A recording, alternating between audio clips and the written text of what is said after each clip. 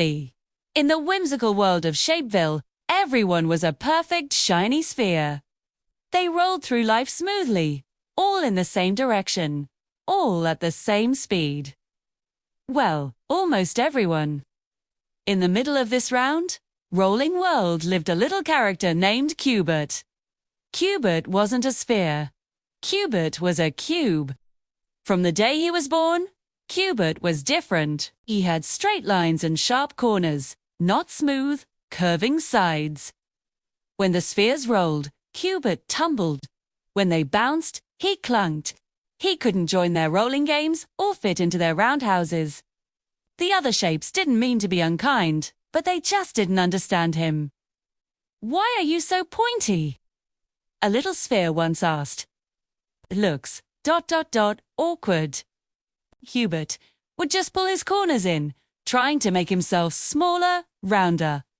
He felt like a puzzle piece from the wrong box.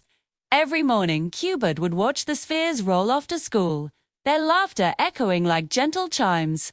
He'd try to follow, but his tumbling was slow and clumsy. He'd often get stuck in a ditch while the others rolled on by, barely noticing. He spent his days alone, trying to change speed. He'd press himself against big, round rocks, hoping to smooth his edges. He'd roll down hills over and over, trying to wear down his corners. But all he got were scuffs and scratches. "If only I were a sphere," he'd sigh to the sky. "Then I'd have friends. Then I'd belong." His world felt grey and lonely, his own unique shape, a heavy burden. One day, a huge storm swept through Shapeville. The wind howled and the rain poured down, turning the smooth, rolling hills into slippery, muddy slides. A giant gust of wind blew a group of young spheres, including the one who had called him awkward, right into the fast-flowing river. They were tossed and turned by the current, unable to stop themselves from being washed away. "Help!" they cried, their voices small against the roar of the water. "We can't stop rolling." The older spheres tried to help, but they too just slipped and rolled into the river. Panic spread through Cubert. Watching from a safe spot, felt a pang of fear. But then he looked at his own shape, his flat sides, his sharp corners. An idea sparked. Wall. Everyone else was slipping and sliding. He could stand still. He carefully tumbled to the river's edge. He planted his flat bottom firmly into the muddy bank. He wouldn't roll. He wouldn't slide. He was stable. "Grab onto me," he shouted.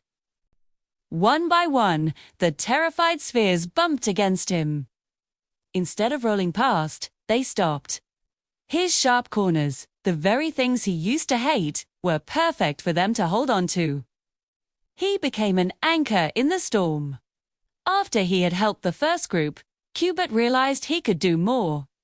He saw a fallen log that could reach the other side of the river, creating a bridge.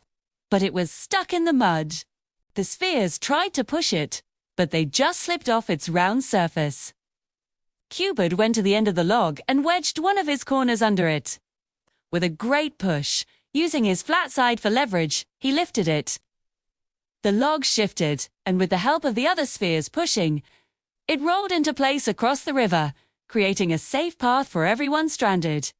As the storm subsided and the sun peeked out, the world looked different. Cubert was no longer on the outside looking in. He was in the center, surrounded by grateful spheres.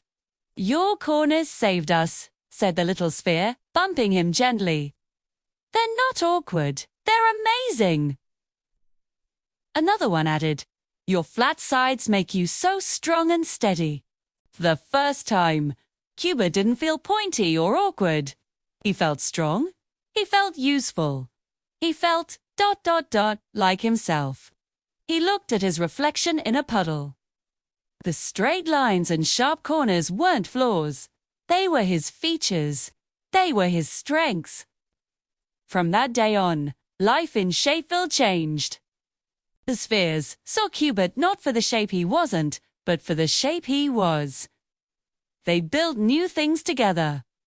Cubert's flat sides made him the perfect foundation for tall towers, and his corners were essential for making strong, stable structures. They invented new games that involved rolling, tumbling, and stacking. Games where everyone could play. Cubert learned that being different wasn't something to hide. It was his superpower. It was what made him special, what made him beautiful. And in a world that was once perfectly round, his unique shape finally, truly, fit right in. Thanks for watching our story.